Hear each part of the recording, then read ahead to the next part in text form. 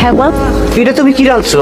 এটা তুমি ভাত রাঁধছো? আচ্ছা ভাত এইভাবে রান্না করে? হ্যাঁ, আমি কি অসুস্থ মানুষ যে এই যাও কামু? আমি তো সুস্থ মানুষ, আমি ভাত খামু ভাত। এই যাও তো আমি খামু না। সত্য করে পাও তো তুমি, তুমি চাও কি? তুমি কি চাইতেছো দিনের পর দিন আমরা অত্যাচার বইরা যাইবা, আর সেই অত্যাচারে আমরা বাড়ি ছেড়ে চলে যাবো গা? তুমি তোমার স্বামীরে নিয়ে আলাদা হয়ে থাকবা? আম্মা আম্মা আম্মা বিশ্বাস করেন, আপনাদের কাছ থেকে দূরে থাকার আমার কোনো ইচ্ছা নাই। আজকে ভুলে ভাতটা নরম হয়ে গেছে মা। ভুল? ভাই কিসের ভুল?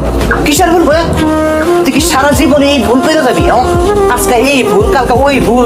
পেঁয়াজ কাটতে পারো না, তুমি ভাত যাও করে ফেলাও। এইভাবে কি সারা জীবন যাইবেন কর? হ্যাঁ, তোমার মা তোমার কিছু শিখায় নাই?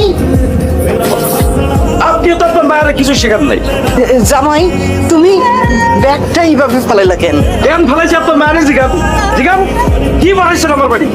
কি শিখা বানাইছেন? কিছুই তো শেখান নাই। আপনার মায়ের রূপে গুলো একদম সুন্দরী, সংসারের সব কাজ পারে, কাজের কম পারে না সে। সামান্য ভাতের মার গালাইতে পারে না সে, ঘর ঝাড়ু দিতে পারে না সে, ভাত টানতে পারে না, রান্না করে সে মুখে দেয় নাই। আপনার মায়েরে আপনার কাছে রেখে গেলাম, হাতে কলমে সংসারের সব কাজ শিখাইবেন। যদি শিখাইতে পারেন তাহলে আমার বাড়িতে পাঠাইবেন, আর যদি না পারেন এই মায়েরে আপনি আমার বাড়িতে পাঠাইবেন না। কথাটা বলে রাখবেন।